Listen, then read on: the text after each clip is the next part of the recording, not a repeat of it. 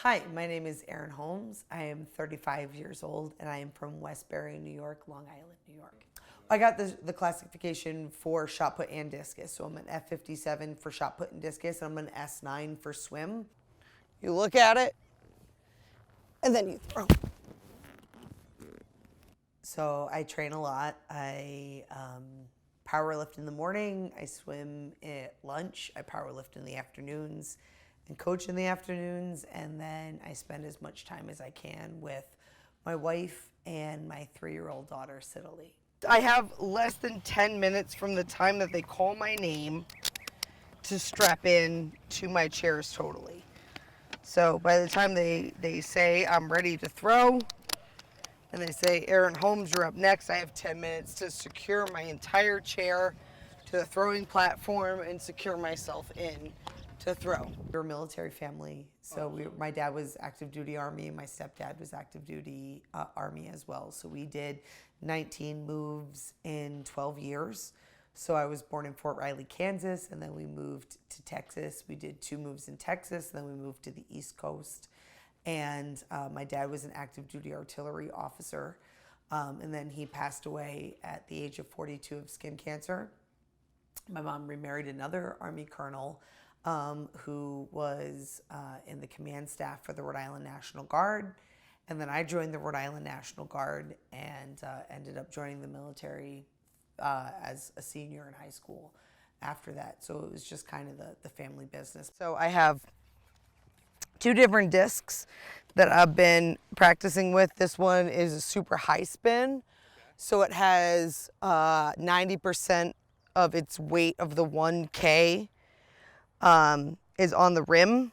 This one has less rim weight, so it's a little bit easier to control during the release. This one flies further if I can fly it the right way, but this one's easier to control as I throw it. So normally I warm up with this one, and then I throw this one in competition. If I were to have gotten an international classification this year, I'd be 5th in the world in girls shot put and 10th in the world in girls discus.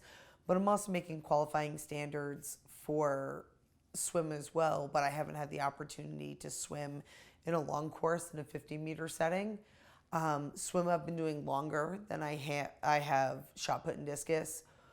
So shot put and discus is where I'm ranked better, but swim is where I've been competing longer. The shot put is a 3K no matter what. It could be a smaller 3K. This one's 108 millimeters, so this one's on the bigger side, like of diameter, right? So they have other ones that are like an 80 millimeter that are more like a baseball size, a bocce ball, exactly. But I have giant hands, so I tend to throw a bigger shot put so I can get more flick on it.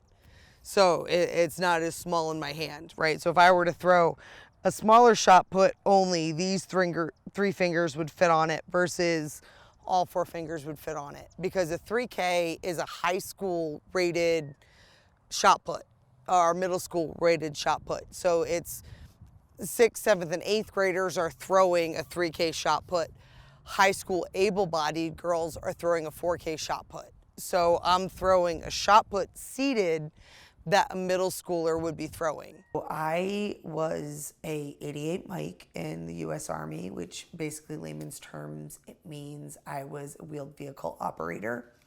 And on deployment, that meant that you drove machine gun mounted armored vehicles. So the repetitive motion of climbing in and out of armored vehicles wore down the ligament that anchors my hamstring to my pelvic bone.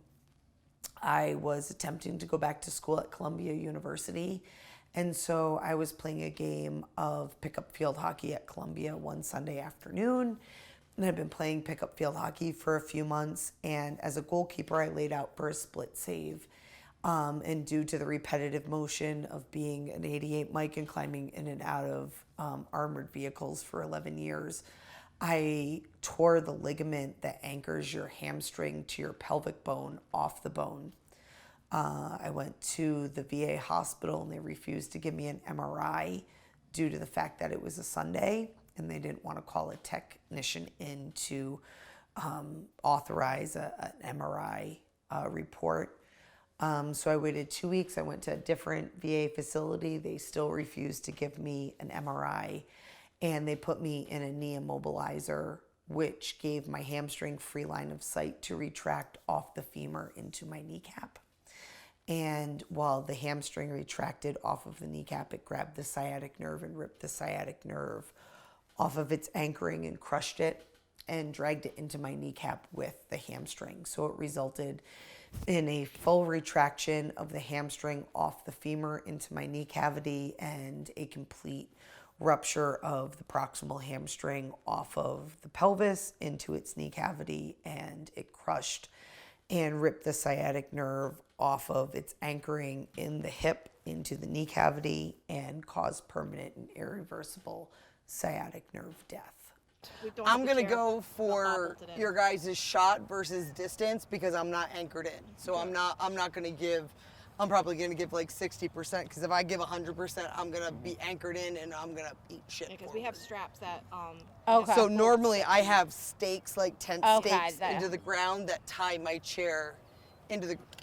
Okay, yeah. Does that make sense? So I'm gonna move. If I give it 100%, Yeah, my no. chair is gonna Yeah. fall over. It's an extremely rare sports injury, and I had to go to the hospital for special surgery in Manhattan, and I ended up becoming the new case study for proximal hamstring ruptures. So normally a recovery and a decapsulation of the sciatic nerve takes about 45 minutes.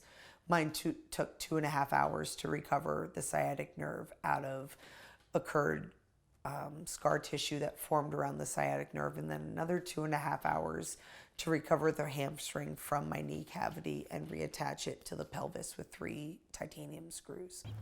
So with most of the 57s and some of the lower classed core strength 57s, there's going to be a bar here where they're able to pull against. For me, since I have complete core strength and I'm just missing my right leg, I have no bar. And so it's all core strength. So my goal is to lean as far back and torque my right arm as far back this way as I can, and I'm gonna pull my left arm this way and push the shot. I spent 6 weeks in a hip abductor, also called the hip halo, which is a full hip corset with a hinge, a knee hinge, all the way down to the ankle, and then 2 straps that strap your heel to your buttocks. And then after 3 weeks, they removed it from a 65-degree bend to a 45-degree bend. And then I spent 2 years in physical therapy to be able to regain about 60% use of my right leg afterwards. The issue is, as soon as I release my legs, my right leg will start dancing. So, and I'll get more foot drop because me leaning back this way, I have an inoperable, so my hip labrum is shredded in here. So as soon as I'm lifting back and as soon as I'm throwing, I'm actually putting anchored weight onto an inoperable injury. Yeah. So it will increase the amount of injury that I have over the course of time, which is the unfortunate thing. So I'm actually considered a F57P, which means F57 progressive. So that means that I will only progress further down into the Paralympic ratings, so that I will never be rated higher than an F57. My nerve injury will only progress, and my back injuries will only progress me down into a further rated disability category. I have a 3-year-old daughter who is the love of my life, and she is learning that no matter what you are put into in life, that you have the ability to be something great in it.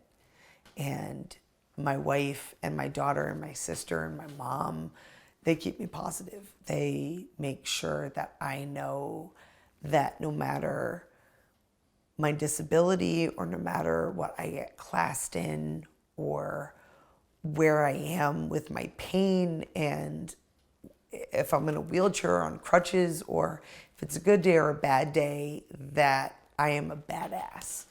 They make sure that I know that I can be better than what I was yesterday.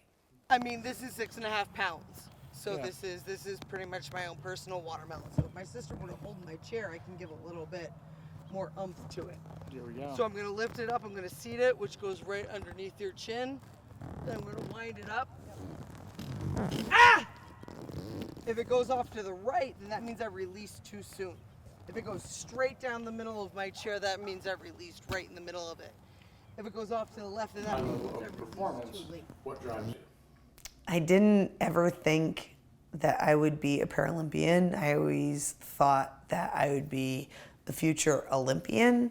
And then after my disability and learning that adaptive sports were available to me, my wife and my daughter were really my drive in making sure that my daughter understood that no matter the obstacles or the hurdles that were put in your way, you could still achieve a high standard in whatever you were looking to achieve.